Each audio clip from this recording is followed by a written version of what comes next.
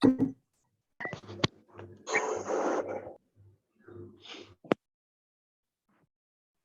este.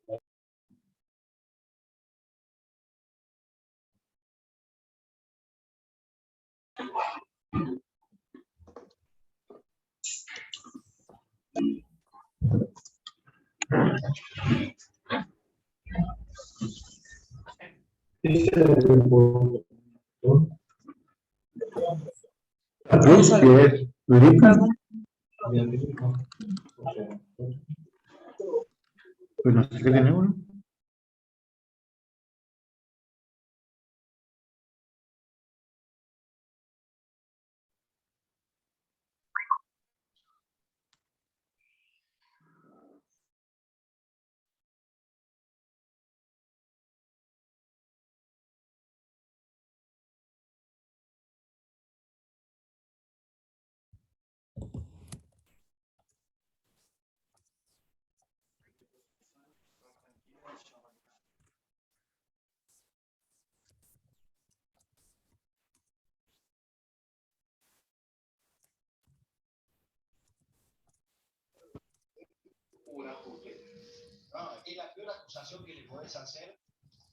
Bueno, buenas tardes.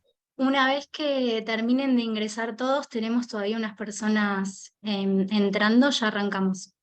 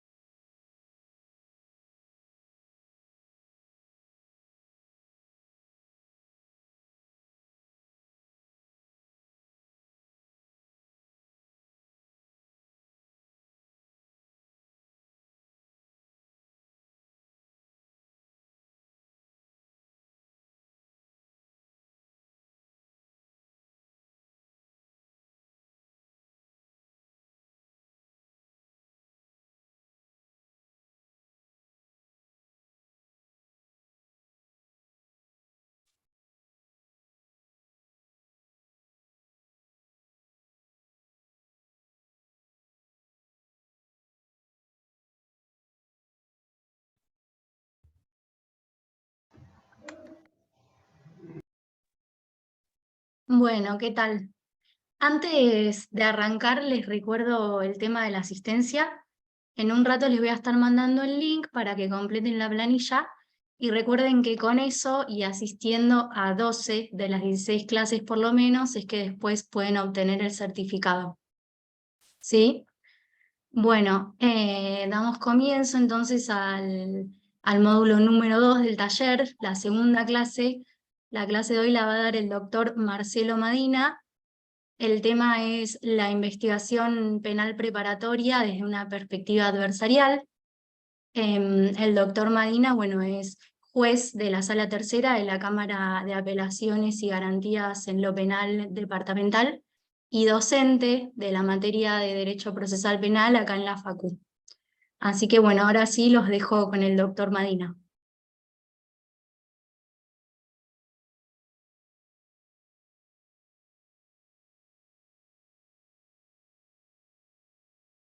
Doctor, ¿me escucha?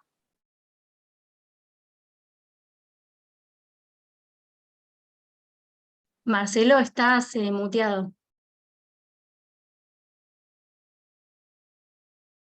Ahí está. Ah, me habías muteado vos solo. ¿Ahora se escucha? Se escucha, se escucha. Bien, bueno.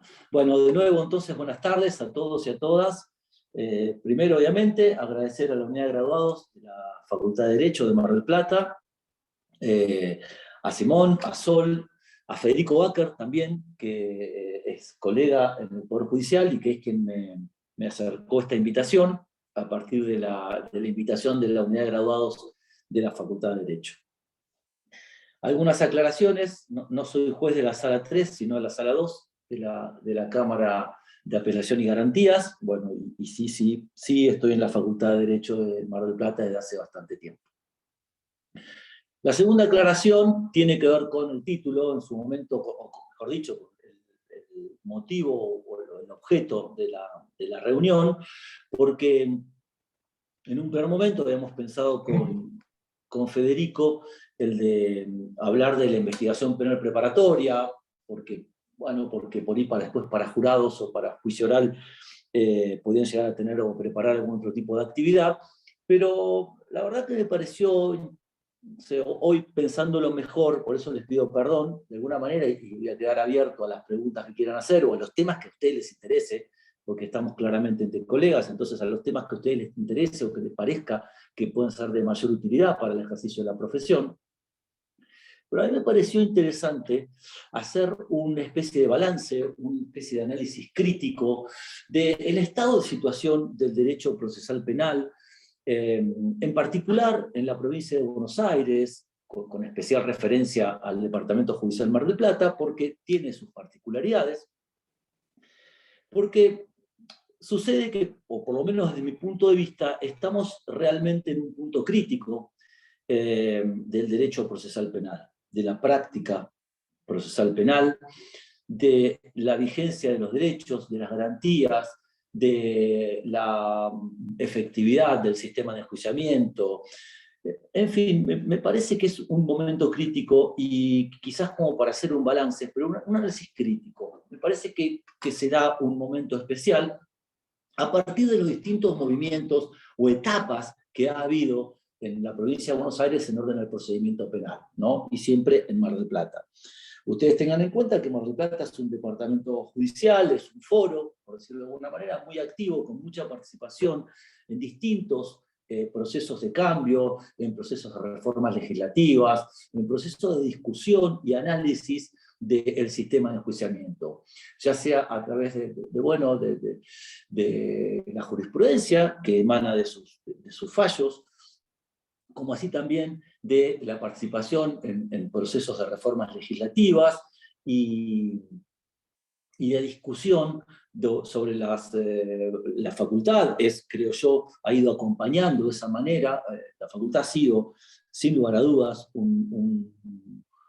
una fuente de insumos muy importante en materia de discusión del proceso penal, a través de distintas charlas que se han ido dando desde hace un tiempo a esta parte, y que a mí me parece que es interesante refrescar para ver ahora en dónde estamos parados, ¿sí? cuáles son las discusiones que se dan en este momento en el ámbito del proceso penal, para abrir la discusión, a ver qué es lo que piensan ustedes, qué es lo que se encuentran ustedes. Y esto porque reúne, vuelvo a repetir, distintos aspectos, lo que es el foro, lo que ha sido la creación jurisprudencial de todos estos años en el ámbito del Departamento Judicial Mar del Plata, lo que ha sido la facultad, no solamente en la formación y en la capacitación de los profesores, de los docentes, o de los abogados, o de los miembros del Poder Judicial, sino también en la celebración de un sinnúmero de cursos de investigación, de posgrado, de actualización, en materia de derecho procesal penal, que ha generado riquísimos insumos que hoy se ponen en práctica en el ejercicio de la profesión y en el sistema de enjuiciamiento penal en los distintos aspectos, ya sea en lo procesal específicamente, en materia de seguimiento de condiciones de detención en el ámbito de la ciudad de Mar del Plata, a través de las distintas unidades carcelarias, etcétera, etcétera. Yo creo que Mar del Plata ha sido muy rica, muy fértil en ese aspecto, y bueno, y está bueno, es un momento de hacer una especie de análisis crítico, un balance de los distintos momentos y de cómo se ha ido generando esta discusión hasta el día de hoy, y en qué lugar nos encontramos. Yo creo que podemos ir situando distintos momentos. Un primer momento es el que se genera a partir fundamentalmente del año 1998, 1997, 1998, con la reforma del Código Procesal Penal, ¿sí? En la cual hubo participación del Foro Marplatense, del Poder Judicial Marplatense, tanto para la discusión de los proyectos, del proyecto que finalmente se materializó, tanto el Código Procesal Penal, como la Ley de Ejecución Penal, como la Ley del Ministerio Público, ¿sí? Y que generaron, sin lugar a dudas, un cambio absolutamente significativo en el modo de gestionar la conflictividad penal en la provincia de Buenos Aires. ¿Sí? Eso con la sanción del nuevo Código Procesal Penal. En aquel momento, hoy en día es una verdad conocida por todos, que está fuera de discusión, que ya no tiene vuelta atrás en algún aspecto, pero que en su momento generó una cantidad impresionante de críticas, de intentos de desestabilización, de volver a los esquemas tradicionales, porque en aquel momento, en el año 1998, lo que se busca, obviamente no voy a hablar de lo que fue la reforma procesal penal, porque como yo digo siempre en clase, muchos nacieron por esa época, ¿sí? o después de esa época. Entonces, no se puede hablar de aquella cuestión, de lo que había antes de 1998, y no tiene mucho sentido. Pero en aquel momento lo que se buscó acentuar, lo que se pretendió, fue implementar el sistema acusatorio. Implementar el sistema acusatorio porque el sistema anterior era absolutamente inquisitivo, escriturario, formal. Y la implementación del sistema acusatorio lo que tenía por objeto básicamente eran tres aspectos. Por un lado, la implementación de la oralidad. Hasta ese momento la oralidad era solamente obligatoria para determinados tipos de delitos, los hechos dolosos seguidos de muerte, e incluso estaba cuestionada la constitucionalidad del juicio oral a través de distintas acciones entre la Suprema Corte de Justicia, pero lo cierto es que lo que se buscaba ya, porque era intolerable que la provincia de Buenos Aires continuara con ese atraso, era la implementación del juicio oral obligatorio como modo de finalización de los distintos procesos.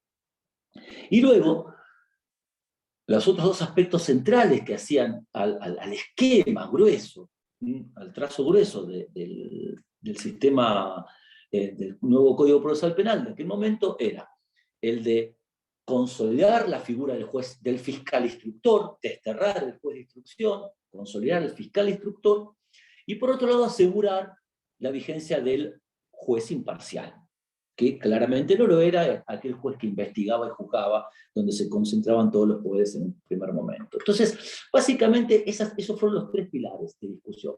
Implementar el juicio oral para todos los casos, poner al fiscal a cargo de la dirección de la investigación penal preparatoria, desterrando al juez instructor, y ubicar al juez en una función claramente imparcial. ¿Esto por qué? Porque esto venía de la mano con la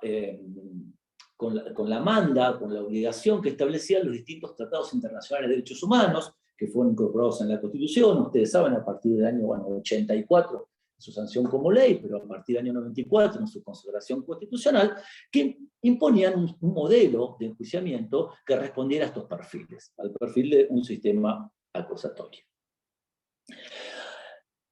Si ustedes me preguntan hoy qué pasó con aquel primer gran momento, que fue un gran momento, porque esto vino acompañado de la Ley de Ejecución Penal, que puso un juez a cargo del control de las condiciones carcelarias, y de la Ley del Ministerio Público, que definió las funciones del fiscal a cargo de la instrucción.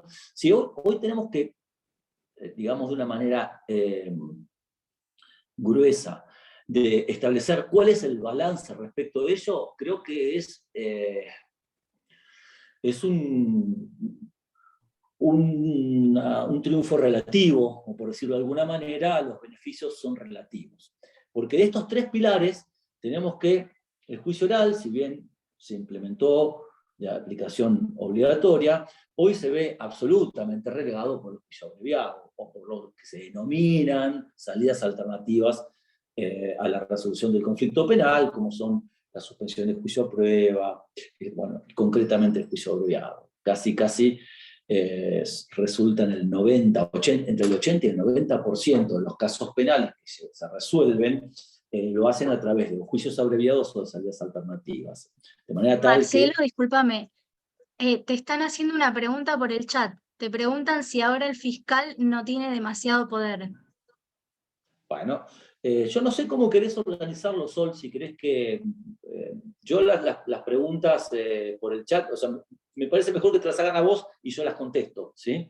Pero Dale. no hay problema si querés, las vamos haciendo en el momento o al final. A mí me da lo mismo. Como vos Así que, prefieras. ¿Preferís que bueno, te las diga en el momento o preferís responderlas todas sobre el final? yo preferiría sobre el final, ¿sí? Dale, dale, dale. Bueno, perfecto. Bueno, o sea, anda anotando las vos y después al final me las vas pasando, ¿sí? ¿Dale? Sí, sí, perfecto. Bueno, buenísimo. Bueno, entonces justamente en esos tres pilares en los cuales se basó el tema de la reforma procesal penal en el año 98, hoy tenemos que el juicio oral es una victoria media, porque vuelvo a repetir, entre el 80 y el 90% se resuelve por métodos alternativos. Hay muchas razones para ello, obviamente, la insuficiente cantidad de órganos jurisdiccionales, de jueces, de fiscales, de defensores, de alguna manera conspira, porque esto propone juicios orales para la designación de juicios orales para un tiempo muy lejano. No se pueden celebrar muchos juicios orales porque no se tienen ni los medios materiales, no hay cantidad de salas de audiencias suficientes, ni que hablar de la cantidad de fiscales y la cantidad de defensores u órganos jurisdiccionales, tribunales orales o juzgados correccionales, como para poder llevar adelante esta medida. Esto, vuelvo a repetir, es un problema, porque lo que fue consagrar la oralidad hoy termina siendo la excepción, justamente, ¿no? Es decir, se mantienen muchas de las remoras del proceso escriturario a través del juicio escrito. Luego, los otros aspectos, que era aquello de buscar a un fiscal instructor desplazando al juez, también no ha cumplido con su finalidad. Porque si bien, obviamente, el juez ya no está más comprometido con la investigación penal, y eso es una gran ventaja, hoy tenemos que el fiscal, en la mayoría de los casos, sigue siendo un administrador de investigaciones que lleva adelante la policía. Son muy pocas aquellas investigaciones penales preparatorias que son asumidas desde el inicio por el fiscal como director, como quien propone las diligencias probatorias, quien lleva adelante las pericias, quien propone las pericias, y en general esa también es una asignatura pendiente que se agrava con la falta de creación de la policía judicial, porque seguimos contando con una policía de seguridad que hace las veces de instructor, y los fiscales que de alguna manera gestionan, tramitan, en muchos casos, una investigación que viene dada por la actuación prevencional, es decir, por lo que genera o recolecta los funcionarios policiales en los primeros momentos. Luego, la figura del juez como juez imparcial sí creo que es un aspecto en el cual se avanzó significativamente, ya sea en la figura del juez de garantías durante la investigación penal preparatoria, y el juez de los tribunales, y los jueces de tribunales orales o jueces correccionales en la etapa del juicio oral, porque en esto sí hubo un avance significativo, porque no solamente el juez de garantías aparece como un sujeto imparcial en la IPP, sino que también el juez de los tribunales orales y los jueces correccionales ven absolutamente recortadas sus facultades en cuanto a la posibilidad de producir prueba de oficio o de incorporar las pruebas por lecturas del expediente o de la investigación penal preparatoria, y adoptar un rol mucho más pasivo en la realización de las preguntas, en la indagación en los momentos de la etapa del debate. O sea que, como ustedes verán, el análisis es crítico, desde mi punto de vista es crítico. Muchas veces no tiene que ver, si bien yo hice hincapié a la falta de funcionarios o la escasa cantidad de fiscales y defensores que hay, yo sinceramente no creo que sea una cuestión de número, ¿sí? Es una cuestión de administración, de gestión, de organización, de asunción de responsabilidades, de dirección, etcétera, etcétera, porque no sé, podemos poner 500 fiscales, pero el asunto es y puede no modificarse la situación. Creo que sí, que son necesarios. Piensen que en este momento hay una gran cantidad de vacantes de fiscales que no se pueden designar, y eso provoca que no se puedan hacer juicios orales. Hay una gran desproporción entre el número de defensores oficiales y fiscales. Los defensores oficiales llevan adelante la gran cantidad de casos en materia penal, y realmente faltan defensores oficiales, hay una descompensación muy grande, hay una falta de independencia de la defensa pública que conspira contra todo este tipo de cuestiones. Si el fiscal, anticipándome de alguna manera, si el fiscal tiene mucho poder, realmente el fiscal sí tiene poder. Yo creo que desde mi punto de vista tiene que tener poder. Lo que pasa es que al fiscal hay que enseñarle de que no es el dueño de la investigación penal preparatoria, es el director, y que tiene que convivir con los otros actores, que tiene que convivir con el defensor. Y hoy en día, desde mi punto de vista, hay que revitalizar las funciones del juez de garantías. El juez de garantías también tiene que asumir más funciones de control. Desde mi punto de vista, tanto en las denegatorias de prueba al particular ramificado o al defensor, debería ser el juez de garantías quien tenga más facultades para poder intervenir cuando se trate de la lesión de algunos de los derechos, como por ejemplo el derecho de defensa, el principio de igualdad de armas, en la construcción que sea dentro de la investigación penal preparatoria. Creo yo que habría que dotar de mayor capacidad al juez de garantías, dejándole la dirección al fiscal, pero no como dueño, sino como director, que deba y que tenga una serie de derechos y obligaciones respecto a las otras partes, que lo pongan en un pie de igualdad. Sobre todo teniendo en cuenta que hoy la defensa no tiene facultades autónomas de generar pruebas. O sea, hasta tanto no se le otorga a la defensa facultades autónomas para generar prueba, va a seguir dependiendo de lo que disponga el fiscal o el juez. Entonces, ese primer momento que provocó una modificación del sistema de enjuiciamiento en la provincia de Buenos Aires, también obviamente en Mar del Plata, fuertemente, por el carácter proactivo de los actores que en aquel momento llevaron adelante esta reforma, fue sin lugar a dudas un primer momento. Luego podemos hablar de un segundo momento que está, de alguna manera, corporizado en dos instituciones que fueron la implementación del procedimiento de flagrancia allá por el año 2005 y la implementación del juicio por jurados en el año 2013. Llegaron, creo yo, en un momento justo, en un momento en que existía un amesetamiento en la discusión procesal penal, en la repetición muchas veces de prácticas y de rutinas, en una vuelta hacia un escriturismo absolutamente indebido en materia de investigación penal, y vino el procedimiento de flagrancia. El procedimiento de flagrancia, ustedes saben que ha concitado, porque vuelvo a repetir, estamos entre colegas y hay cosas que las doy por sabido. El procedimiento de flagrancia generó un montón de críticas, ¿sí?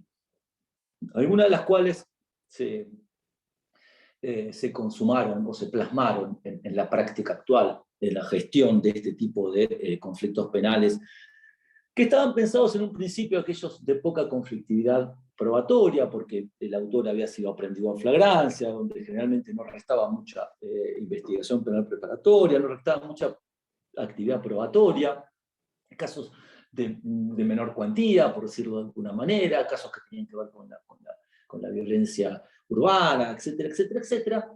Pero que bueno, gestionó un sinnúmero de críticas porque en algún punto aparecía como un debilitamiento de aquellos derechos y garantías, como por ejemplo era el juicio oral, porque la flagrancia permitía acuerdos tempranos y rápidos, y que en algún momento podía ser visto como la limitación del acceso a ciertas instancias, como podía ser el juicio oral, la materia recursiva, etcétera, etcétera.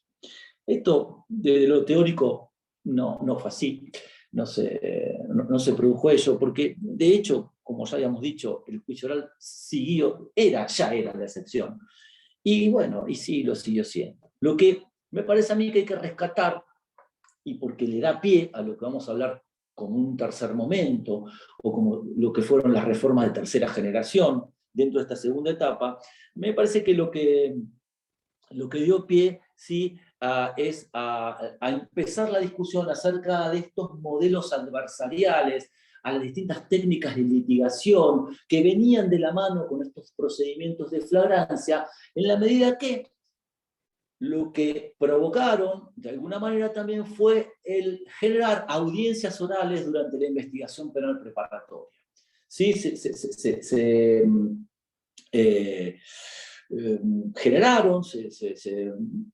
crearon una serie de audiencias, las audiencias multipropósito, las audiencias de excarcelación, las audiencias de prisión preventiva, de discusión de las medidas de coerción, no solamente discusión de medidas de coerción, sino también de discusión acerca de la posibilidad de que la causa llegara a juicio o no, que se tramitaban en audiencias orales, que antes de la implementación del sistema de flagrancia no estaba previsto en el Código Procesal Penal. Y que no solamente dieron el pie para la discusión o para justamente la implementación de determinadas técnicas de litigación, sino también que generaron posteriores reformas, como fue la del artículo 168 bis, que provocó la necesidad de realizar una audiencia antes del dictado o del mantenimiento de la prisión preventiva, aún por fuera de los casos de flagrancia. Esto claramente el germen fue la implementación del sistema de flagrancia. Y vuelvo a repetir, los aspectos más importantes tuvieron que ver con esto, con la de provocar audiencias orales durante la investigación penal preparatoria. Ustedes piensen que si el 80-90% de los casos se resolvían por juicio abreviado, dejaba de haber oralidad, porque la investigación penal preparatoria de carácter escrito y la etapa meramente contradictoria, que era el juicio oral, no existía, porque se solucionaban por juicios abreviados, todo lo cual provocó que con la implementación de este procedimiento de flagrancia se anticiparan las posibilidades de llevar audiencias de tipo oral durante la investigación penal preparatoria, y eso trajo consigo justamente favorecer la contradicción y otros tipos de herramientas propias del juicio oral que en general no se estaban implementando. Piensen ustedes que estábamos hablando de audiencias que se hagan durante la investigación penal preparatoria, fundamentalmente para litigar lo que tenía que ver con la imposición de medidas de coerción y con la decisión de pasar la causa a juicio, es decir, excarcelación, prisión preventiva y con lo que era el auto de elevación a juicio. O sea, no solamente estábamos discutiendo en estas audiencias coerción personal, sino también mérito de la investigación, es decir, la posibilidad de que la causa pase a juicio o que se termine por un sobreseimiento anticipado. Y bueno, así como dije yo, que esto dio pie también a la discusión acerca de los modos de gestión de este tipo de audiencias. Se incorporaron técnicas de litigación que tenían que ver con las teorías del caso, con los interrogatorios, porque piensen ustedes que estas audiencias de flagrancia que se dan durante la investigación penal preparatoria son meramente argumentativas. Durante estas audiencias no hay proposición de prueba, no se ofrecen pruebas, ni se discute prueba, no se interrogan testigos, ni se interrogan peritos, sino que lo que se hace es, se argumenta, ¿sí?, en base a los hechos, en base al derecho, ¿sí?, en base a lo recolectado. Es decir, son audiencias de argumentación entre el fiscal y el defensor frente a un juez que tiene que resolver el caso. Obviamente, esto genera entornos de oralidad que favorecen la obtención de información de alta calidad, porque está sometida a la contradicción de las partes, y también a la inmediación, favorece la inmediación, porque los detenidos o porque las víctimas presencian directamente la actividad del fiscal y el defensor, ya no es a través de escritos, sino que se resuelve, como dije, en un entorno de oralidad con la presencia de las partes. Entonces, esto aparece como un segundo momento junto con la implementación del juicio por jurados. El juicio por jurados, ustedes saben, se implementó en el 2013, el juicio por jurados de la provincia de Buenos Aires, creo yo que tiene perfiles muy interesantes, siempre hablando del punto de vista procesal. Del punto de vista procesal, lo que trajo como aspectos interesantes, claramente me parece que es el tema de la opción, entendiendo que lo que es el derecho a un día en la audiencia, el derecho al juicio por jurados, es un derecho del imputado, es un derecho de quien está sometido a proceso penal. No es un derecho de la sociedad, no es un derecho de la víctima de llevar a la pena al banquillo o de plebiscitar la culpabilidad o la inocencia de una persona ante la comunidad. Esta es una confusión que se da mucho, ¿sí?, cuando no se entienden en cabeza de quién están puestos los derechos y las garantías. El juicio del derecho a un día ante la audiencia es de quien está sometido al proceso. Entonces me parece que la opción de del juicio por la opción del juicio por jurados a favor del imputado es una ventaja, así como otras, el modelo que se ha elegido de un jurado puro, no un jurado descabinado, sino un jurado puro, me parece que trajo una serie de ventajas. Y a su vez, profundiza aquello que veníamos diciendo de la flagrancia, es decir, claramente la litigación de un caso frente a un jurado es absolutamente distinta que aquella preparación del caso para la intervención de jueces técnicos, ¿sí? Aquí sí aparece el desarrollo absoluto de ciertas herramientas como que tienen que ver con la preparación, con la teoría del caso, con los interrogatorios, contrainterrogatorios, con todo el desarrollo de estrategias, de habilidades que tienen que ver con la preparación del caso ante el tribunal por jurados y que requieren y que demandan absolutamente capacitación. Yo sé que la Facultad de Derecho trabaja en eso, que desde las cátedras de la práctica, de los seminarios, se trabaja en eso, entonces me parece que es una herramienta como tal, que de alguna manera favorece a la gestión de la conflictividad en este tipo de procesos. Esto trajo también como, bueno, la posibilidad de avisorar justamente los contornos de lo que se presenta hoy como el sistema o el modelo adversarial, que es el que vamos a mencionar como una tercera etapa, como un tercer momento dentro de la discusión procesal penal.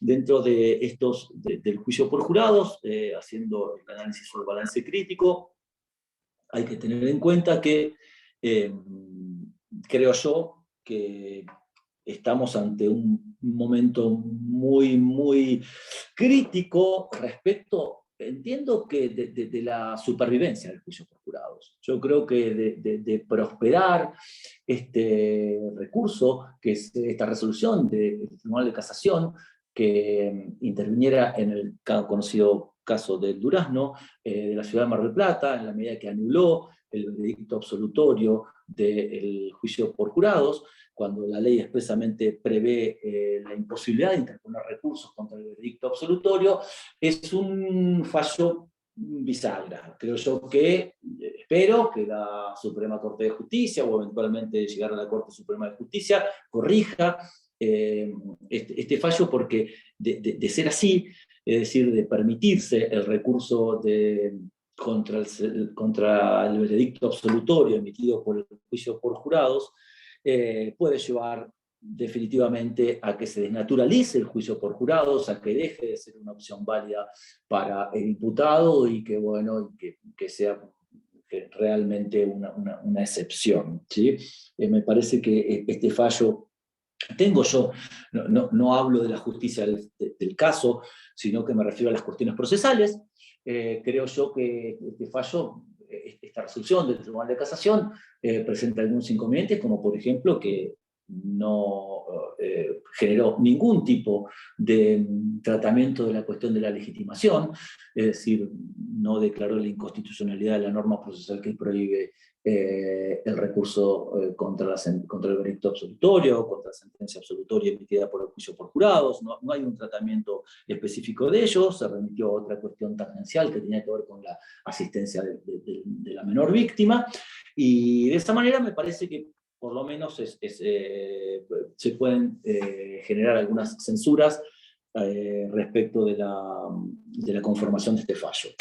Pero bueno, es una alerta, yo lo voy marcando, porque tiene que ver con lo que va a ser la conclusión respecto de cuál es el momento en que estamos viviendo en materia de derecho procesal penal. Esta inestabilidad de la que voy a hacer referencia al final de la clase, tiene que ver con estas cuestiones puntuales que se están dando y que de alguna manera, vuelvo a repetir, ponen en crisis todo la estructura del debido proceso.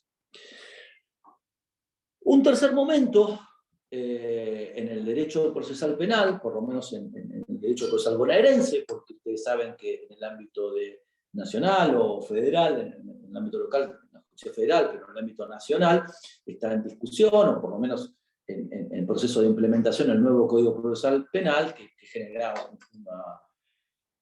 toma mucho del Código Procesal de la Provincia de Buenos Aires, pero genera, con respecto a lo que existe en la justicia federal, que debe ser uno de los peores códigos, la 23984, que es el actual Código Procesal Penal vigente en casi todas las, en el ámbito nacional y en las provincias, debe ser uno de los peores códigos procesales penales que hay. Esto fue reformado recientemente, hoy en día está implementado solamente en las provincias de Salta y de Jujuy, pero tiene un plan de implementación progresivo. Entonces, respecto a eso no me voy a referir, porque vuelvo a repetir, está en un proceso de implementación. Y un tercer momento en el avance o en el desarrollo del derecho procesal penal en el ámbito bonaerense, fundamentalmente, yo creo que está dado a partir de la incorporación del modelo adversarial como un sistema de gestión de conflictos, ya vamos a hablar en qué consiste, y a partir de la consagración de los derechos de la víctima, que ha sido progresivo, que tiene que ver con una aplicación fundamentalmente de los tratados internacionales de derechos humanos, cómo han impactado en el sistema penal, y bueno, y que finaliza en el año 2021 cuando se sanciona la ley 15.232 en el ámbito de la provincia de Buenos Aires, que consagra los derechos de la víctima en las distintas etapas del proceso: investigación penal, juicio oral y la etapa de ejecución. Pero vayamos por parte. Entonces, ¿a qué llamo yo esta tercera etapa de desarrollo, de avance del derecho procesal penal? Con la implementación de lo que se denomina el modelo adversarial y particularmente con la consagración de los derechos de la víctima y su impacto en el proceso penal. El modelo o el sistema adversarial viene de la mano como una evolución del sistema acusatorio. Para todos aquellos que han tenido la oportunidad de acercarse al derecho procesal penal, ustedes saben que hemos pasado, tanto a través del tiempo como recientemente, por la evolución de distintos modelos, del sistema inquisitivo, del código napoleónico, del modelo francés del sistema inquisitivo, un inquisitivo atenuado como era el proceso mixto, ¿sí? El proceso mixto es un inquisitivo atenuado, a modelos más acusatorios, como los que se trató de implementar en el año 1998, a partir de la reforma del Código Procesal Penal en la provincia de Buenos Aires, con el juicio oral obligatorio, con la división de funciones entre el fiscal y el juez, el fiscal a cargo de la instrucción, el juez a cargo del control de la vigencia de las garantías. Y hoy, ese sistema acusatorio que en su momento apareció como un superador del sistema inquisitivo anterior, hoy aparece puesto en crisis con un modelo adversarial. Un modelo adversarial que tiene como objetivo superar el modelo infraccional. ¿A qué denominamos modelo infraccional? Bueno, denominamos modelo infraccional aquel que veía en la comisión del delito una infracción a la ley, a la norma, es decir, había una intención de que el proceso penal debía reparar la fidelidad en la norma. Esto desde el punto de vista del derecho penal también, los modelos del estilo del funcionalismo, en donde justamente se aseveraba la vigencia de la norma y justamente la comisión de un hecho o la investigación del delito tenía por objeto justamente lo que se denominaba el modelo infraccional. ¿Qué era el modelo infraccional? Bueno, el modelo infraccional era que justamente como el delito consistía en una infracción a la ley, la sanción debía ser la pena. Había que reparar de alguna manera la sanción a la ley. Ustedes saben que esto tiene un claro origen monárquico, tiene que ver con que justamente en un principio el ejercicio del poder punitivo está en manos del soberano, del rey, de la corona y que delegaba en funcionarios como los fiscales o los jueces el ejercicio de la administración de justicia, incluso era justicia delegada, porque si ustedes tienen en cuenta algunos términos como por ejemplo el efecto devolutivo de los recursos. Devolutivo implicaba devolver a alguien la jurisdicción. En este caso se le da a la Cámara en un recurso de apelación. Pero en aquel momento el efecto devolutivo tenía que ser eso. O sea, yo soberano, yo rey, te delego a vos el ejercicio de la función, que es la administración de justicia, pero en algunos casos yo la vuelvo a asumir. Vos me la tenés que devolver para que yo determine qué es la ley, cómo debe interpretarse la ley. Dentro de este modelo infraccional, en donde la comisión de los delitos significaba una infracción a la ley y que el único modo de reparar la infracción a la ley era la pena, esto de la mano con el principio de oficialidad de la ley penal, es decir, todos los delitos que es propio del derecho público, y en particular del derecho penal, de que todos los delitos debían investigarse y que justamente porque había una infracción a la ley y por lo tanto no se podía desconocer la vigencia de la ley, la sujeción del juez a la ley, ¿sí? La vigencia del principio de legalidad, hacía que todos los delitos se debían investigar y que eventualmente la única respuesta que tenía el sistema penal para la comisión de un delito era la pena.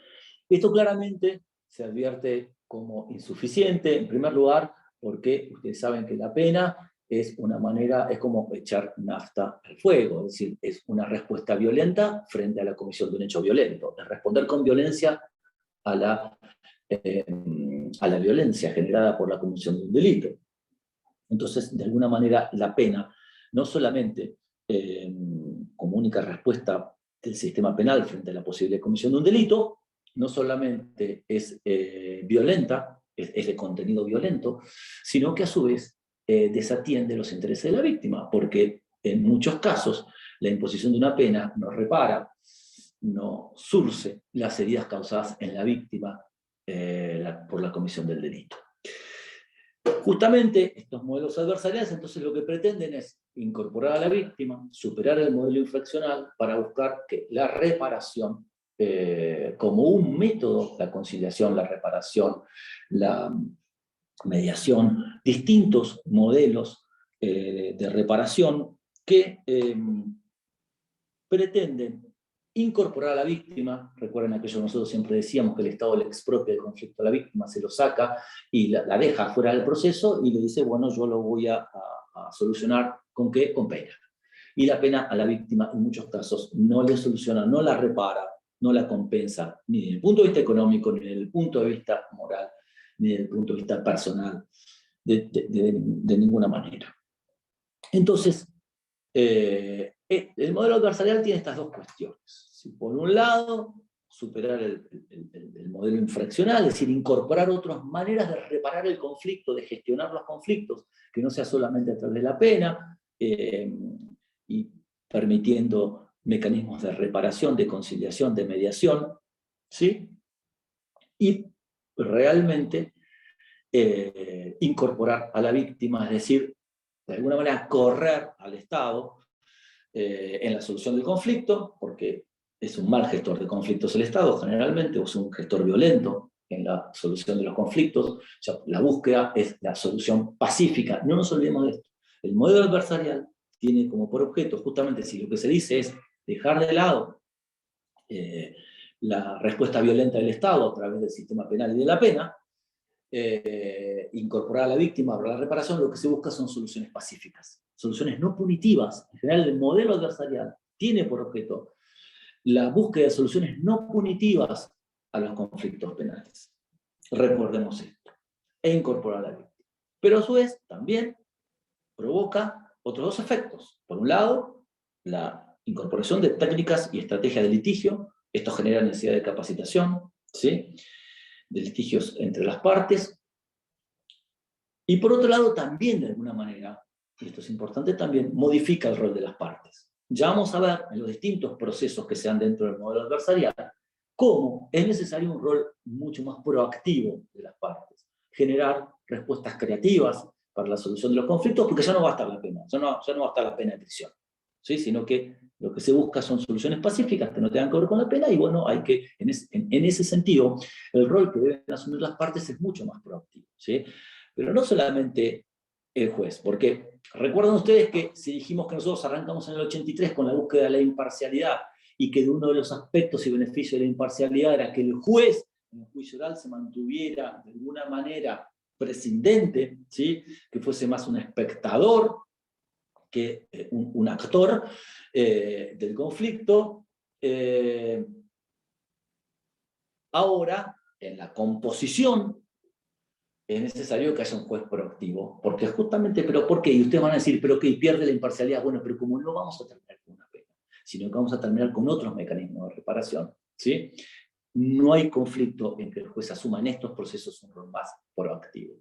Y también por de las partes, ¿sí? Las partes, yo lo he visto mucho tiempo, las partes en este convencimiento de que en el proceso penal, lo pueden decir aquellos que ejercen también la justicia civil, donde ustedes deben gestionar el trámite y el proceso. En el proceso penal, el principio de oficialidad hace que en general todo lo lleva adelante el fiscal, todo lo lleva adelante el juez, las partes podían proponer, pero en general esto lo llevaba adelante y lo definían los actores, los sujetos procesales, y hoy en día requiere una modificación en el rol de las partes. Yo lo veo y lo provoco en ese sentido, es decir, los defensores ya no pueden quedarse esperando a ver qué juez la resuelva sobre la excarcelación, sino que deben tener que intervenir con soluciones creativas. Ya vamos a tratar de hablar un poco de eso. Entonces, esto es lo que hoy se advierte. Yo ahí vi en el chat que ya empiezan a aparecer justamente las cuestiones centrales de las cuales vamos a hablar, qué pasa con las víctimas de abuso. Bueno, ahí vamos a llegar, ya vamos a llegar ahí, porque ese es el momento actual de discusión del proceso penal a través de la gestión en este tipo de procesos. Vuelvo a repetir. Estos son los tres momentos, este particularmente es el momento en que nos encontramos ahora. Si yo tuviera que, después de este rápido repaso por los distintos momentos,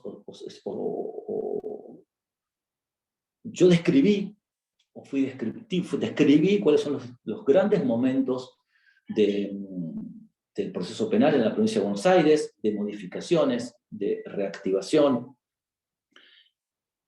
cómo fueron definiéndose los roles, los procesos, las audiencias, cómo se fueron gestionando los conflictos. A partir de esto podemos sacar una serie de conclusiones, mirándolo retrospectivamente desde aquel 1998 hasta hoy, ¿sí? Lo primero que tendríamos que analizar y que discutir, me parece a mí, es que cuando se fue avanzando a partir de los distintos momentos, de estos distintos momentos del proceso penal, era como que dimos por ganadas ciertas batallas, dimos como por consagrados dichos derechos, como por ejemplo en el caso de las garantías y de derechos individuales.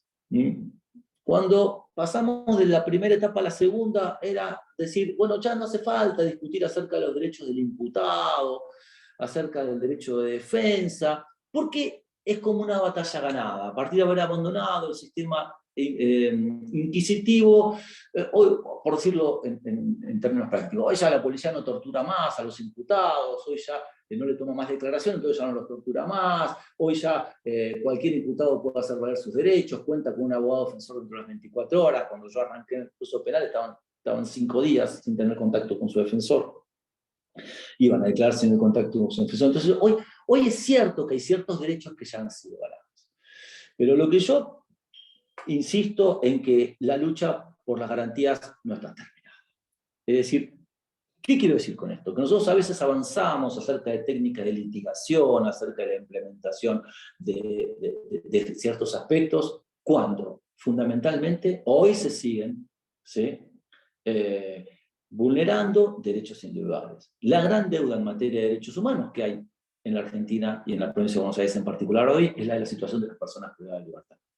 ¿Sí? El sistema carcelario hoy es un sistema absolutamente cruel, inhumano y degradante, para usar términos de la Convención, y la propia Suprema Corte de Justicia estableció que estamos ante una crisis humanitaria. Entonces, me parece que, crítica que se nos hizo en su momento cuando implementamos la flagrancia, es cierto, ustedes ponen todos los focos en el delito de menor cuantía, ustedes ponen todos los focos en la violencia urbana, ustedes ponen todos los focos en la utilización de recursos humanos, materiales, en la gestión o la administración de estas cuestiones de poco interés para lograr condenas rápidas, pero realmente hoy sigue existiendo, sí, un claro debilitamiento de las garantías individuales. Algunos autores, Doctor, y a mí me disculpe. parece que es importante remarcar esto, algunos autores hablan de una deriva neopunitivista, es decir, como que hay un acrecentamiento del sistema punitivo que se ve reflejado en la inflación legislativa, es decir, la cantidad de normas penales, aumento de pena, restricción de garantías, y que claramente hoy está en un momento central. Esto provoca, desde mi punto de vista, una clara inestabilidad de los derechos. Es notable que cuanto mayor consagración normativa de derechos hay, tratados internacionales de derechos humanos, convenciones, leyes, cuanto mayor reconocimiento normativo en los papeles de derechos hay, se advierte una mayor vulneración en la práctica. Esta diferencia entre la normatividad y la efectividad es muy importante, ¿sí? Muy singular, y se puede verificar claramente.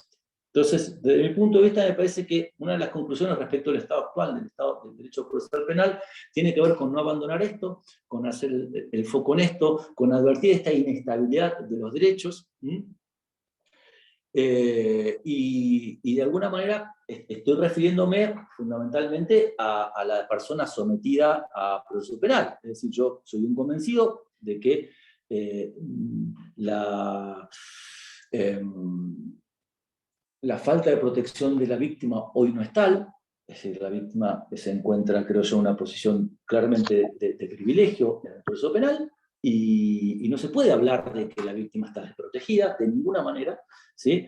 Y me parece que hay que encontrar un punto de equilibrio. Yo sé que con las preguntas este tema va a salir, y puedo dar respuesta claramente a eso porque lo vemos a diario, ¿sí? Entonces hoy, es decir, la consagración de ciertos derechos a favor de la víctima claramente implicó la restricción de ciertos derechos de los imputados, y bueno, dentro del proceso penal a mí me parece que no se da esta desprotección de la que hablan, y que yo ya veo que hay mención en el proceso. Claramente la víctima está desprotegida en la sociedad, está desprotegida frente a la comisión de un delito, pero en el proceso penal la víctima puede ejercer sus derechos plenamente, sin ningún tipo de limitación. No, doctor, discúlpeme, pero no es lo que pasa todos los días en los tribunales. La verdad es que la víctima está súper desprotegida, porque las garantías avasallan los derechos de la víctima. Si me dejas terminar, lo discutimos, ¿sí? Sí, cuando usted quiera. Yo estoy intentando hablar desde hace un ratito, pero, o sea... Pero propusimos que iba a terminar, y cuando terminara podíamos hacer la discusión, ¿sí? Perfecto. Luego, la otra cuestión que hay que mencionar tiene que ver con la actuación en la investigación penal preparatoria, que era lo que originariamente habíamos imaginado, que tiene que ver con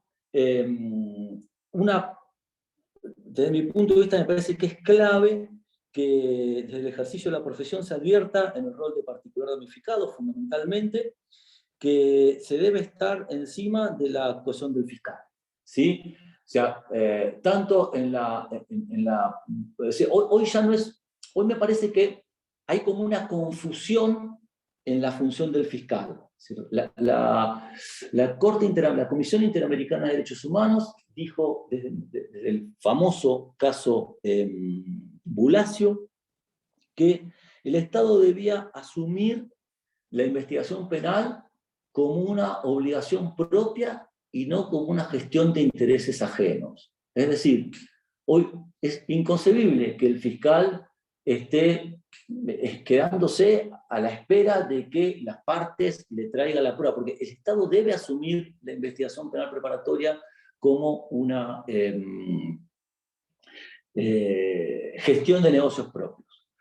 Y en ese sentido, desgraciadamente, como eso muchas veces no sucede así, yo siempre que se me pregunta o que se me consulta, yo aconsejo de que se asuma el rol de particular damnificado, de que se esté encima del fiscal, tanto en la producción de pruebas, como en el cumplimiento de los plazos, como en la generación de las pericias, como en el avance de la investigación, etcétera, etcétera, porque está sucediendo eso de que los procesos penales avanzan, los procesos penales avanzan un poco a medida del impulso de las partes, ¿sí? Esta es una particularidad que se advierte, que podrá tener distintas razones, como puede ser, bueno, el exceso de trabajo, el cúmulo de trabajo, las dificultades propias de cada caso, pero lo que yo sí sé es que quien está más cerca de la prueba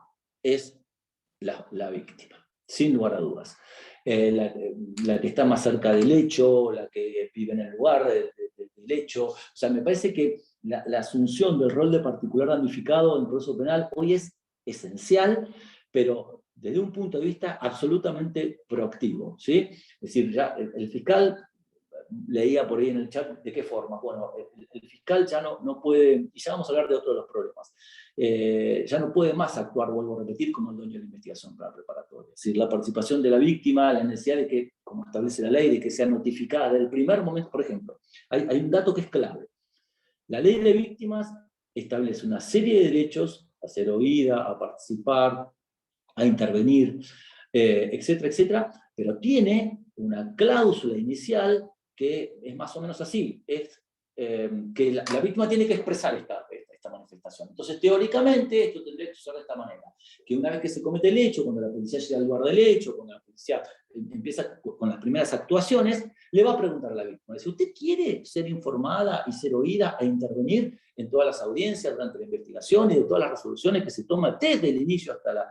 Y bueno, y hay víctimas que dicen que sí, y hay víctimas que dicen, no, yo no quiero que me molesten más, etcétera, etcétera, ya me llamaron 3 veces, etcétera, etcétera, etcétera. Entonces, hay que tener claro que es en ese primer momento también que hay que manifestar, porque lo pide la ley, la voluntad de ser oída. Entonces, a partir de ahí ya aparece la obligación de, en todas las resoluciones, audiencias que se tomen, de las que están mencionadas en la ley de víctima, que son casi todas, y en las distintas etapas del proceso, la víctima debe participar, ser oída, intervenir y participar. Entonces, me parece que esto de alguna manera va definiendo y va modificando el rol de los actores, ¿sí? Fundamentalmente, y bueno, y los abogados tienen una gran intervención acá.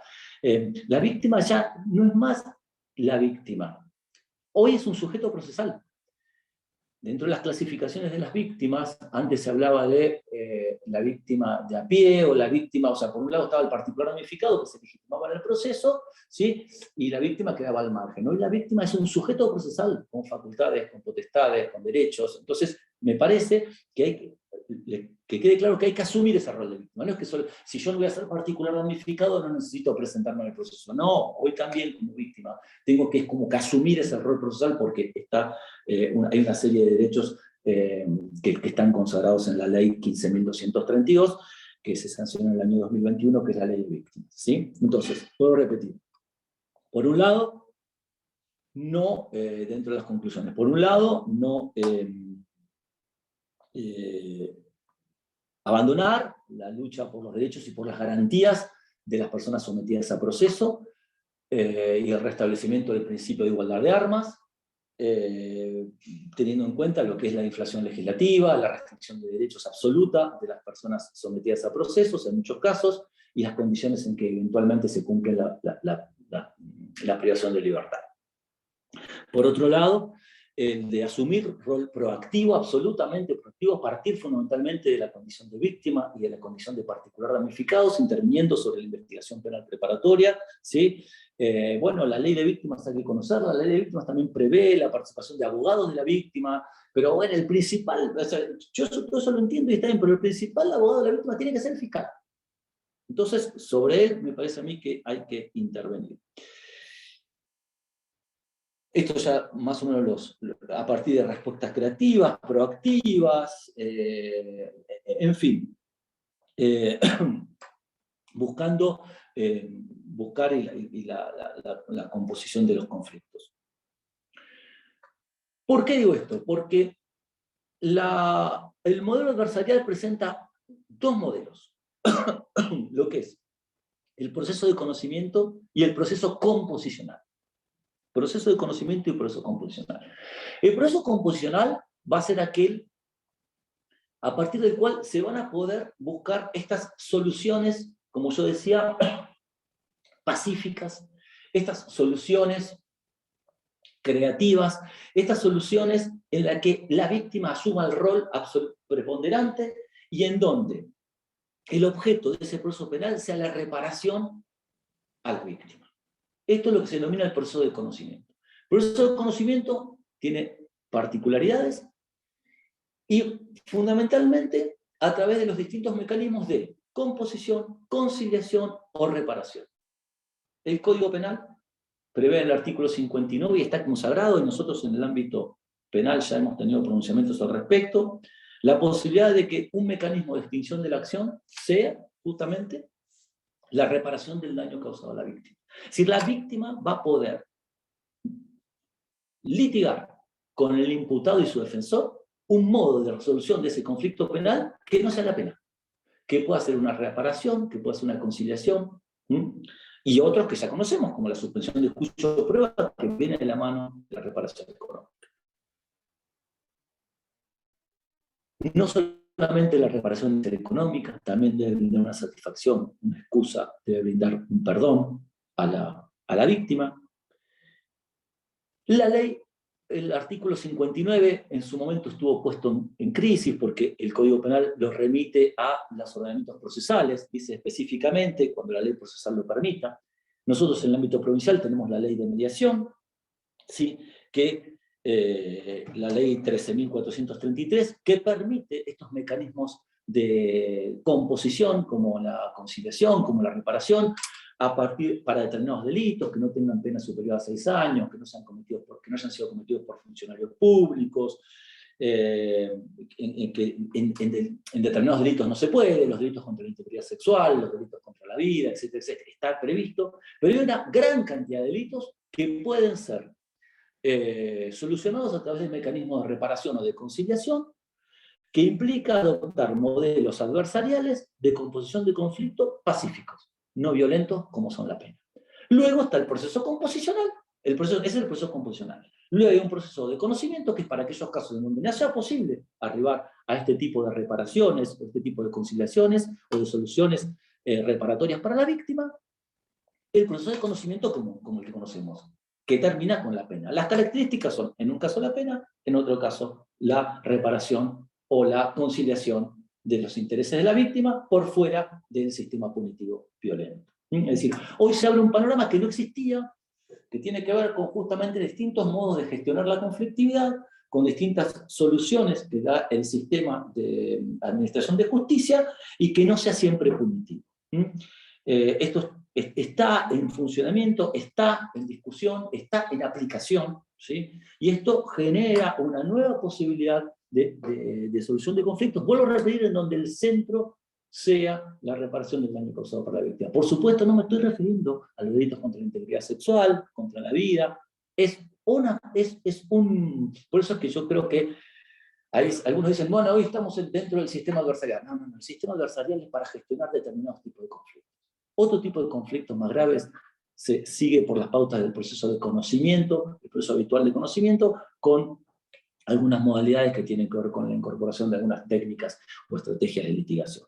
Pero cuando hablamos de proceso composicional, hablamos de este otro modelo que busca superar el infraccional y que tiene que ver con la reparación de la víctima, ¿sí?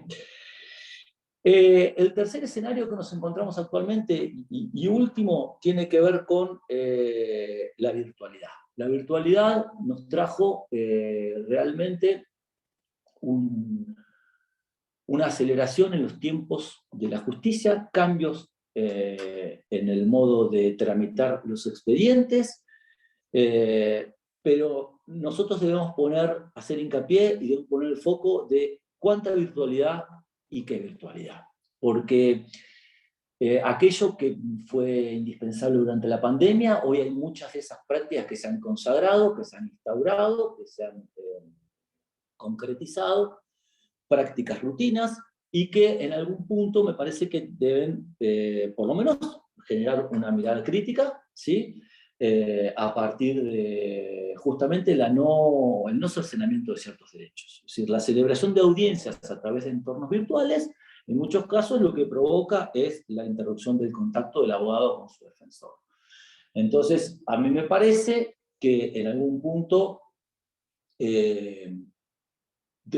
tenemos que revisar estas prácticas de virtualidad, por decirlo de alguna manera, por ahí es innecesario traer una víctima, molestarla, generarle perjuicios, traslados, gastos, etcétera, etcétera, cuando su participación no es indispensable. De la misma manera, hoy podemos decir que tenemos las audiencias con el imputado desde la unidad penal, pero eso, desde mi punto de vista, en muchos casos conspira contra la necesaria comunicación entre el detenido y el defensor. Podemos utilizarla para algunas audiencias que tienen que ver con, qué sé yo, ratificar o prestar conformidad con una suspensión de juicio o prueba, solución pacífica, no violenta, no punitiva, pero me parece que, por ejemplo, para la celebración de los juicios orales es indispensable que volvamos a la oralidad plena, con por lo menos la presencia de las partes, juez, defensor, fiscal, en el ámbito de la audiencia de juicio oral, y los testigos también, y bueno, en algunos casos se podrá hacer alguna modalidad híbrida con la conexión virtual de alguna prueba que no tenga que ver con la contradicción, etcétera, etcétera, o que facilite una posibilidad de participación activa por parte de las partes, ¿sí? De los objetos procesales. Así que me parece que, vuelvo a repetir, desde mi punto de vista, hoy se está ante una situación absolutamente inestable en materia de derechos, y que de alguna manera se ve patentizado por las dificultades que trajo la pandemia, estos entornos virtuales, y también porque desde mi punto de vista hay una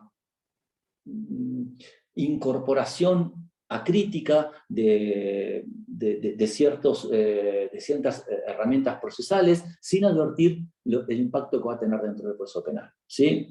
Me refiero, por ejemplo, a, como es el caso de el caso que mencioné yo, de la posibilidad de interponer este tipo de recursos contra los veredictos absolutorios dictados por un jurado, y otro tipo de resoluciones que de alguna manera ponen en crisis el modelo de proceso penal tal cual como ha sido pensado, ideado, el modelo del debido proceso, tal como mencioné yo, que tiene que ver con justamente el de alguna manera limitar el uso abusivo del Estado, sin cercenar ninguno de los derechos de las partes, pero necesariamente esto impone la compatibilización de los derechos, la vigencia de los derechos, la aplicación de principios rectores, tales como los de proporcionalidad, etcétera, etcétera, a la hora de definir cuáles son los roles y los derechos de las partes dentro del proceso penal. Así que bueno, ahora sí, quedo abierto a las preguntas que quieran hacer, a los comentarios que quieran hacer, de eso se trata, no hay ningún inconveniente y háganlo sin ningún tipo de limitación porque esa es la idea. Doctor, ¿cómo está? Yo cursé con usted cuando recién se había hecho la reforma y la verdad que estaba muy apasionada por el tema de la figura de particular damnificado y cada vez que me vienen a ver por algo de esto, nos presentamos como particulares damnificados, seguimos el proceso, pero en los casos, tengo particularmente un caso de abuso de un abuelo a su nieta, que la abusó desde antes de los 10 años, y fui a hablar con los fiscales para que pidieran el abuso agravado, y me lo dejaron en abuso simple porque ellos no consideran, aún con el código en la mano, que sea un abuso agravado por el vínculo. Entonces, en esto yo considero que, este es uno de los casos, ¿no? Pero en esto considero que la víctima no tiene defensa en la rama penal, y también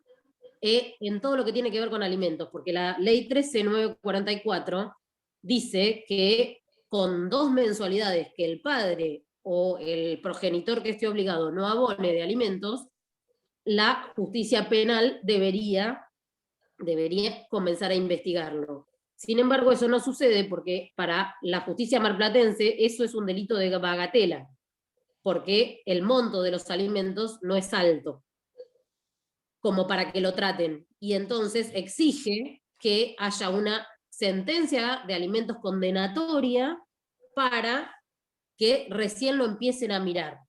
Mientras tanto, los chicos se quedan sin comer. O sea, el monto no puede ser el delito de bagatela cuando estamos hablando de que el objeto procesal es la comida de un niño, porque entonces la sede penal no atiende a la Convención de Derechos de Niños, Niñas y Adolescentes. Bueno, es un tema, dejemos de lado la cuestión del caso, porque en el caso puede ser que se haya equivocado el fiscal, puede ser que otro fiscal piense distinto, o sea, dejemos de lado el caso. A mí me parece, insisto, en que, bueno, de que los derechos están, la posibilidad de intervenir, de participar está, que uno no encuentre la respuesta que quiere a veces dentro del sistema penal, no pasa porque uno esté desprotegido, porque si no, la única manera de pensar que se consagra el ideal de justicia es cuando se da la respuesta que nosotros pensamos que el caso tiene. Muchas veces hay que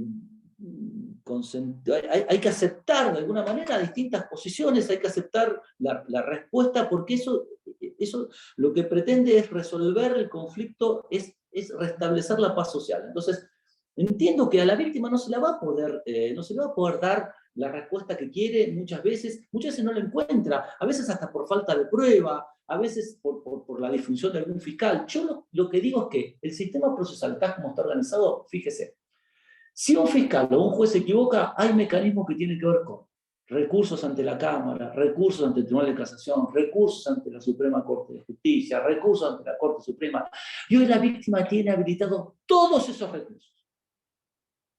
No existe ninguna diferencia respecto al imputado. Entonces, frente a una respuesta ineficiente, contraria a mis intereses como víctima, yo voy a tener la posibilidad de hacer efectivos mis derechos a través de las distintas instancias y los distintos recursos. Primer cuestión. Absolutamente garantizado el acceso a la justicia. Que después no encontramos la respuesta que queremos es otra cuestión, pero el acceso a la justicia está absolutamente garantizado.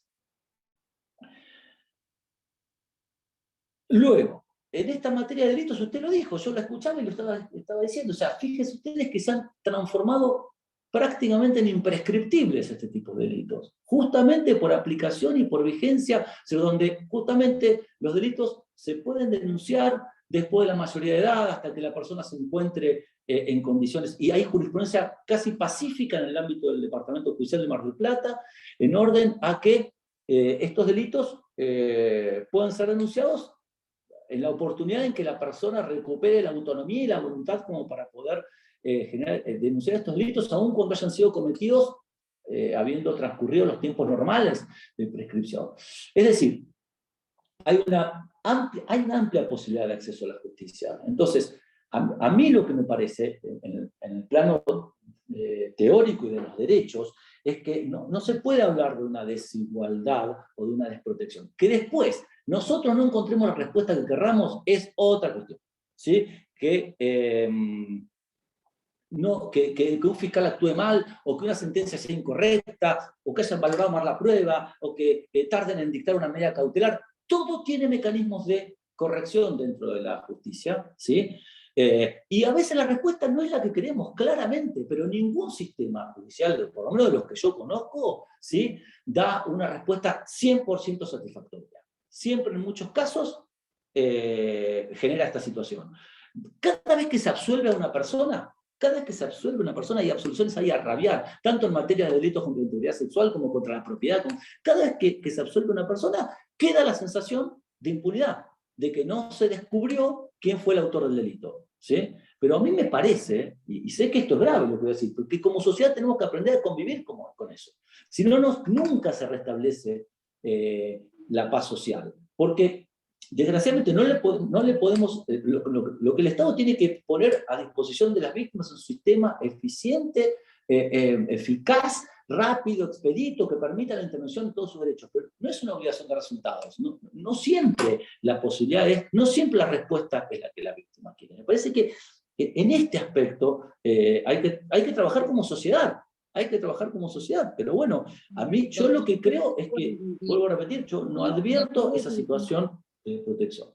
Pero bueno. Estoy de acuerdo con que no tengamos siempre el resultado que la víctima quiere. Ahora, la ley 13944 existe. ¿Y qué tenemos que hacer los abogados para que la rama penal atienda la falta de pago de alimentos como una cuestión penal? ¿Qué tendríamos que hacer? La verdad que desconozco, no tengo la respuesta para eso, sinceramente. No, desconozco el caso, la situación, y no tengo la respuesta para eso. No. Bueno, muchas gracias. No, de nada, por favor.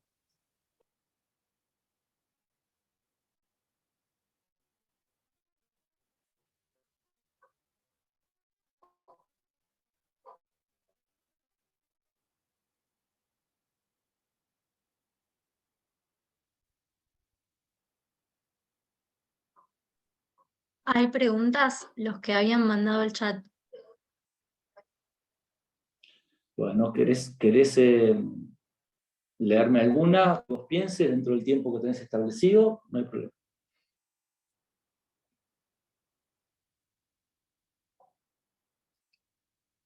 No, estaba la primera pregunta, pero bueno, ya la respondiste, digamos, cuando hablabas del primer momento, sobre si el fiscal no tiene ahora demasiado poder, y hablaron el tema del acuerdo de juicio abreviado, lo mencionaron así como... Bueno, pero si quiere intervenir la persona que lo hizo, que por ahí que intervenga, no hay problema. Si las quieren hacer así como los hizo la compañera recién, de manera oral, no hay problema. Si quiere dar su opinión, yo no tengo problema. Porque a lo mejor no, la respuesta no es satisfactoria.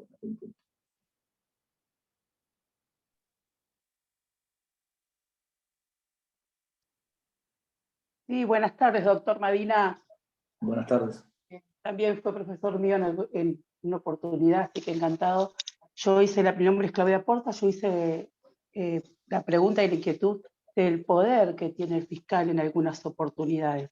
Igualmente lo que usted, su opinión fue satisfactoria en mi caso, pero bueno, mi idea era, el fiscal actúa del Estado, o sea, particularmente creo que el juez de garantías, como usted dice, tendría que tener más facultades todavía, para contralor de fiscal y defensa, podría decirse también.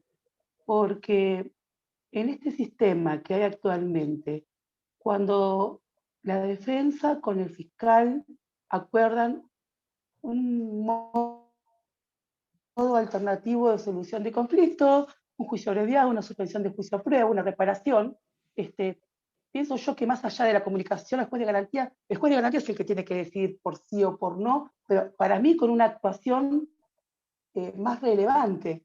Disculpe si estoy hablando desde mi ignorancia, pero es lo que se ve también, ¿no?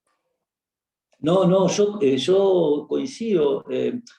Hay muchos aspectos en los cuales habría que redefinir el rol del juez de garantías, desde mi punto de vista. Pero yo siempre lo pienso con buena fe, o sea, en este sentido, es decir, yo prefiero un fiscal que tenga muchas facultades si tengo un juez que tiene muchas facultades. Ahora, si yo tengo un juez debilitado, ahí sí aparece esa desproporción que dice usted respecto de las facultades del fiscal, ¿entiende? Pero la verdad que yo, sinceramente, incluso lo digo como defensor o como imputado. Yo prefiero tener un contradictor. Yo prefiero saber que mi fiscal es este y que o sea, y no tener que ir a pedirle a él, pero poder ir a pedirle al juez de garantías. Ahora, si yo no le puedo pedir al juez de garantías, le tengo que terminar pidiendo a mi contradictor, que es el fiscal. Entonces, en la redefinición de los roles, como dice usted, aparece como que, de alguna manera, es un fiscal preponderante, ¿sí? Y un juez de garantías que está ahí medio como al margen en muchos casos. Ahora, también hay otra situación que es la que dice usted, que se engarza con la pregunta anterior, y que tiene que ver con estas desavenencias que muchas veces hay entre el fiscal y el particular damnificado. Miren, yo mencioné el Código Procesal, yo mencioné, y sobre todo con las que tienen que ver con el ejercicio de la acción, ¿no? Exactamente, a eso voy, Yo perdón. mencioné el Código Procesal Penal de Capital Federal. Usted, por ejemplo, imagínense, van a un juicio oral, hoy va el particular damnificado y va el fiscal. Para el fiscal el hecho puede ser un homicidio culposo, en el caso de un accidente de tránsito, en el caso de unas lesiones producidas por la conducción de un automóvil, puede ser un homicidio culposo para el fiscal. Y para el particular damnificado puede ser un homicidio doloso, porque fue el condolo eventual. Entonces, ¿qué pasa? En esos casos de desavenencias se resuelven fácilmente porque en el juicio oral el tribunal va a poder condenar por el homicidio doloso. Si tiene una acusación, si se habilitó al particular damnificado a que ejerza la acción y que pueda acusar. Esto es lo que yo digo. Tiene todas las posibilidades. ¿Sí? Perdón. Entonces, sí, perdón, y es doctor, más, pero estamos hablando de la víctima. ¿Y si hablamos del imputado? bueno, si hablamos del imputado, ahí genera este tipo de defensores. Por eso debo decir yo, si usted no mira esto desde el imputado, usted piense que el imputado tiene que ir al juicio oral a defenderse de dos acusaciones. A eso voy. Tiene dos contradictores. Entonces, esto es lo que yo estoy tratando de decir. Hay que mirar el proceso, por lo menos nosotros, los académicos, por lo menos quienes ejercemos la administración de justicia, ustedes como parte van a tener un rol. Usted va a decir, a mí qué me importa, yo soy particular damnificado y esto que lo arregle el fiscal, que lo arregle el juez. Y está bien, porque usted no tiene a su cargo esto. Pero nosotros, como acá estamos hablando de una charla de derecho procesal penal, perdón, doctor, yo estoy hablando de permíteme que termine la idea. Sí. Entonces, esto es lo que yo pretendo plasmar. Sí. Quien ejerce el rol de particular damnificado no tiene por qué hacerse cargo de los problemas del sistema. El sistema lo tiene que mirar de una manera holística el juez. Entonces, yo prefiero, o el Estado, yo prefiero darle muchas facultades al fiscal, ¿sí? Pero consagrar un juez de garantías también con facultades importantes. Dicho de otra manera, yo tengo que poder, si yo permito que vaya la víctima, al particular damnificado, al juicio oral, tengo que prever que no se presente esta desigualdad de armas que hay entre dos acusaciones contra una defensa. Entonces, la mirada del proceso penal tiene que ser de este tipo, y no segmentada, ¿sí? Por rol, por parte. Por lo menos eso es lo que tenemos que hacer. Si discutimos como en esta, que es una charla académica, o si estamos diseñando políticas públicas como puede ser un proceso penal. Perfecto, doctor. Si yo hablaba de parte de la defensa en este caso. Gracias a usted. Gracias. Marcelo, te leo una pregunta que mandaron al chat de una chica, María Soledad López Capelo, que dice que tiene la voz tomada, no la puede formular en voz alta. Dice, doctor, ¿qué 3 puntos básicos y centrales considera que deberían modificarse en el Código Procesal Penal hoy, en 2022? ¿U optaría por una reforma más integral del mismo? Bueno, mira, yo si iría a una profundización, creo yo que es fundamental la de otorgarle al defensor facultades autónomas de producir prueba, que pueda producir, o sea, si hoy hablamos de que el modelo adversarial implica de que cada uno lleva su caso, presenta su teoría del caso y lleva su caso ante un tribunal para que resuelva, me parece que es indispensable otorgarle a la defensa facultades autónomas de producción de pruebas, así como las tiene el fiscal, ¿sí? Es decir, que pueda tomar sus propios testimonios, que pueda ofrecer pericias, etcétera, etcétera. Me parece que, en primer lugar, facultades autónomas de instrucción de probatorias a la defensa. En segundo lugar, creo que hay que reformular el sistema recursivo. El sistema recursivo hoy presenta dos recursos iguales contra la sentencia, que es el recurso de casación y el recurso de inaplicabilidad de ley.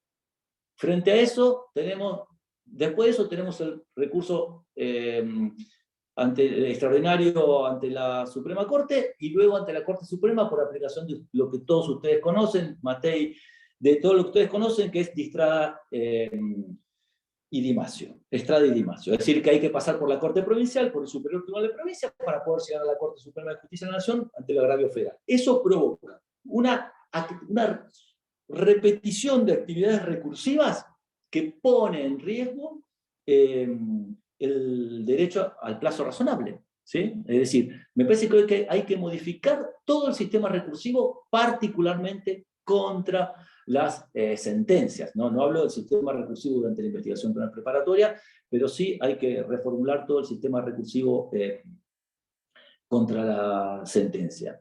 Y después me parece que no, la otra cuestión pasa más por lo organizacional que por lo procesal. Cuando hablo de lo organizacional, hay que equiparar cantidades fiscales con defensores, posibilitar y facilitar todo lo que tiene que ver con la realización de los juicios orales, es decir, hay que facilitar la realización de más juicios orales.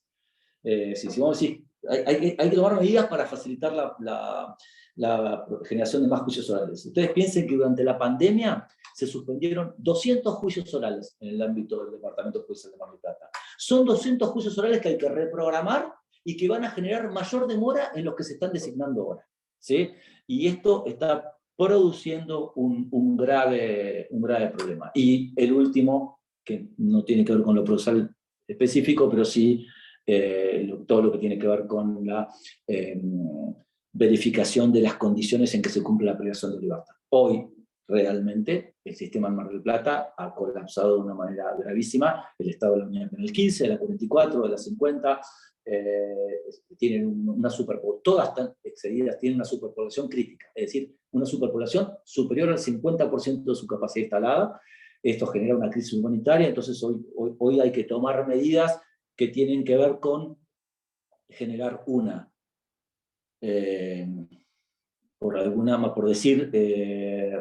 hay que evitar la superpoblación, hay que generar una ley de cupos, impedir el ingreso de más personas a las que pueden efectivamente ser alojadas en las unidades penales, y hay que ir buscando medidas alternativas, concretas y reales, como son los arrestos, las pulseritas, sistemas electrónicos, etcétera, etcétera. Hay que provocar un descongestionamiento de las cárceles un plan a corto y mediano plazo.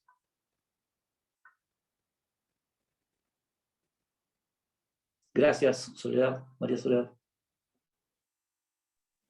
Doctor, si me permite, yo tengo una pregunta para hacerle. La que quieras. ¿Qué opina sobre la interpretación analógica o contraria a derecho de las normas procesales basados en fundamentos constitucionales?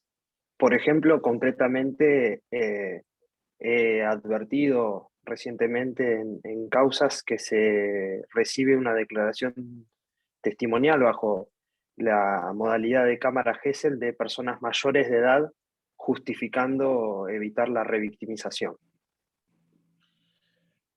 Mira, pusiste el foco en uno de los principales problemas, pero que es amplísimo, que tiene que ver con la discusión que hay hoy en día entre activismo y garantismo, por decirlo de alguna manera. ¿Cómo se explica esto? Esto se explica que, a la luz de lo que se busca es un mayor activismo por parte de los jueces. ¿Sí? ¿Por qué? Activismo en el sentido de ir creando jurisprudencias que sean ampliatorias de derechos, ¿sí? Es decir, reconocer más derechos para los menores, para los sectores vulnerables, para quien sea, pero que esto viene de la mano, en general, de restricción de derechos. O sea, es lo que algunos autores denominan el activismo judicial en el campo punitivo. Es decir, muchas veces la aplicación de derecho, la interpretación de cierto derecho, como decimos, vos tenés que interpretar como juez que lo que fue generado para menores, como es la Cámara Gesell, lo voy a aplicar para mayores. ¿Sí? ¿Por qué? Porque quiero proteger a la víctima. ¿En desmedro de quién? Del imputado, que no le puede preguntar directamente, que no puede confrontarlo, que después esa declaración se va a incorporar por lectura al juicio oral, y por lo tanto yo no voy a poder confrontarla ampliamente como defensor en un juicio oral. Mira, frente a esto hay una tesis muy interesante que habla de lo que se denomina el sistema punitivo sumiso o el sistema punitivo rebelde. El sistema punitivo sumiso sería aquel que, de alguna manera, el activismo judicial o la consagración de derechos implica amplificar el sistema punitivo o restringir derechos. ¿Sí? Y otro que es el sistema, lo que se denomina el sistema punitivo rebelde, que dice que el activismo de los jueces, la creación de las doctrinas, de las teorías, la interpretación de las leyes procesales, ¿sí? Tiene que utilizarse justamente para frenar el uso del poder, para minimizar el poder punitivo del Estado.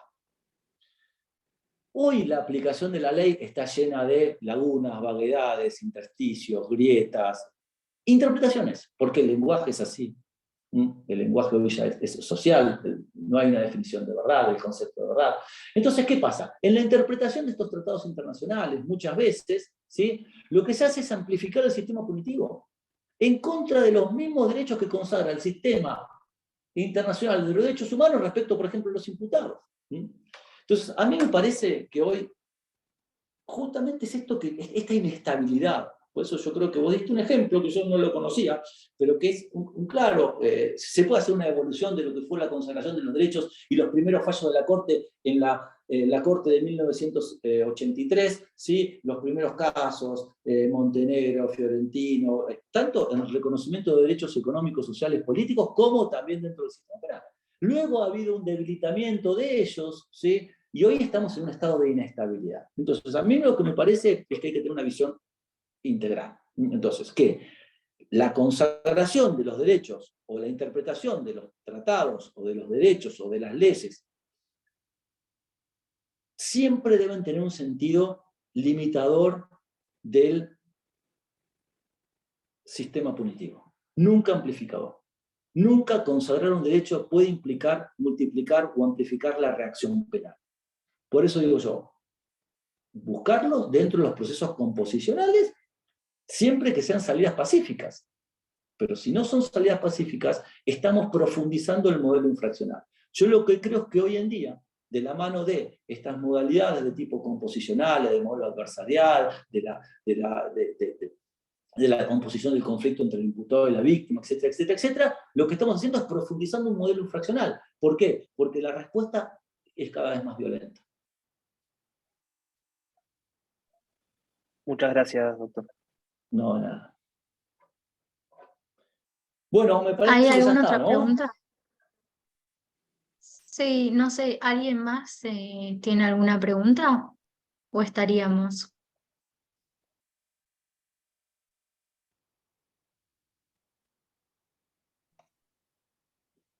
Bueno, Sol. Doctor, perdón, buenas tardes. La última, y no quiero alargar mucho, pero usted recién decía, pero lo vemos a la posibilidad de componer como una herramienta válida, ¿no es cierto? O sea, está bien que vayamos por ese camino.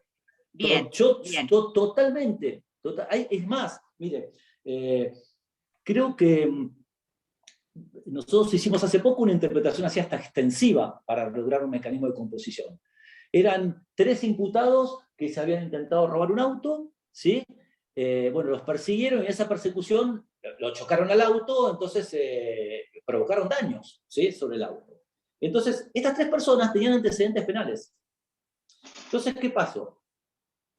El defensor ofreció la reparación, es decir, agarró a la víctima y dijo, yo le reparo el auto, le ofrezco las disculpas, pero quería que se le extinga la acción. ¿Por qué? Porque tenían antecedentes, y si los condenaban por este delito, por más que fuera un delito de hurto, un delito leve, por decirlo de alguna manera, iba a provocar que fuera una pena a cumplir.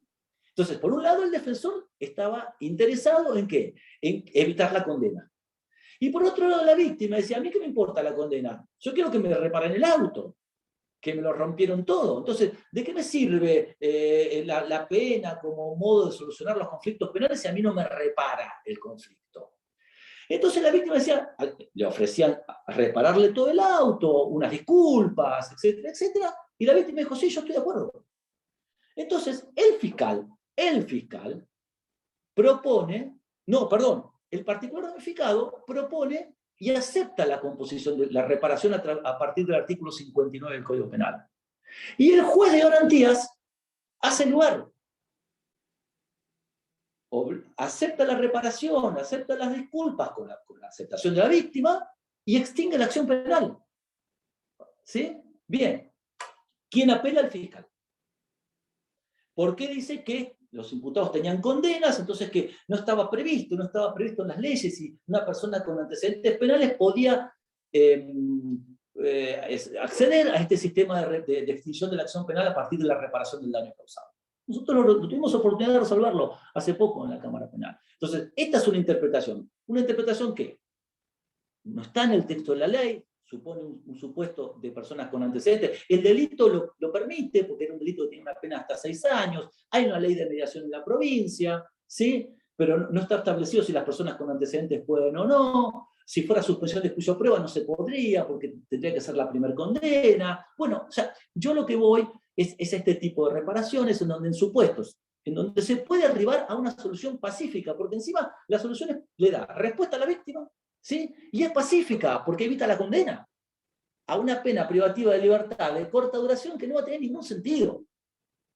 Entonces, a eso me refiero yo, donde tenemos. En la actualidad implica fraccionar la cabeza por parte de los abogados, de las partes, etcétera, etcétera, hablando de las posibilidades a través de procesos composicionales, o si no, bueno, si no se puede, ir a un modelo de conocimiento, como se denomina habitualmente. Los procesos de conocimiento son los procesos habituales que van a culminar con un juicio oral, pero con amplia intervención de las partes.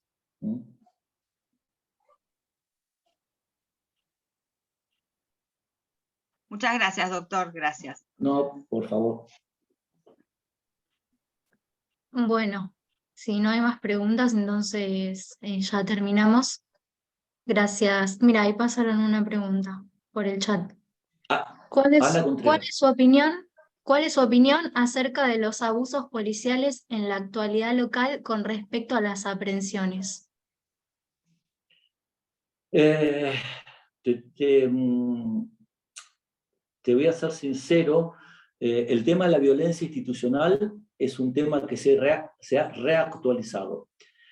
A partir de ciertos discursos que tiene causas concretas y específicas, ¿no? A partir de ciertos discursos de ley y orden, etcétera, etcétera, hoy en día se advierte una reactualización de la violencia institucional, no tanto del aislamiento, Ana, del ASPO, esto pudo ser, pero me parece que hay una serie de hechos que han pasado, saber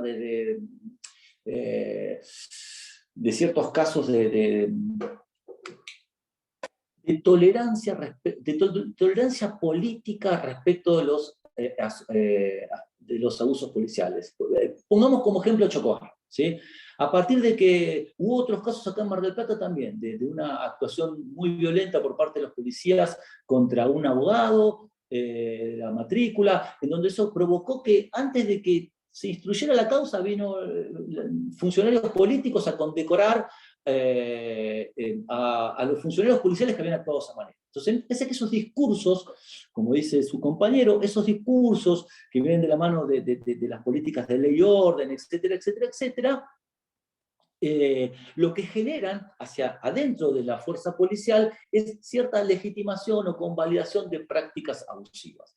Entonces, a mí me parece que algo que, por lo menos en el actor policial, las cárceles ya dije, el sistema de lo que es el sistema penitenciario ya dije. Ahora, concretamente con lo que habla el compañero o la compañera de ustedes, que tiene que ver con las aprehensiones policiales, yo creo que la violencia institucional hoy es un tema no atendido debidamente. Por ejemplo, yo vengo pidiendo hace, no sé, más de 15 años la creación de una fiscalía temática específica en materia de violencia institucional y nunca, lo tengo por escrito, por eso lo digo, nunca he recibido respuesta de la Fiscalía General, pero a mí me parece que es uno de los temas que ha recrudecido muy fuertemente el tema de la violencia institucional, sin lugar a dudas.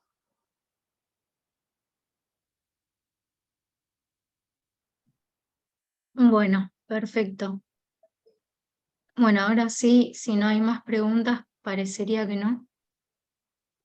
Nadie tiene ninguna pregunta.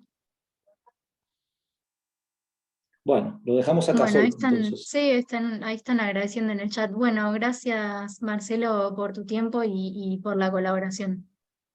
No, al contrario, un abrazo para todos. Bueno, gracias también a Federico Martínez Bordaisco, el director de la Unidad de Graduados, por el espacio. Me olvidé de agradecerle. No sabía, lo hice en nombre de la Unidad de Graduados, pero no sabía quiénes estaban atrás de ello. Bueno, muchas Muchas gracias, gracias. doctor. Gracias a todos por venir. Chau Simón, hasta luego, chau Germán. Chao, Marcelo. Los esperamos en la próxima clase, la próxima y última de procesal penal. Gracias. Hasta luego.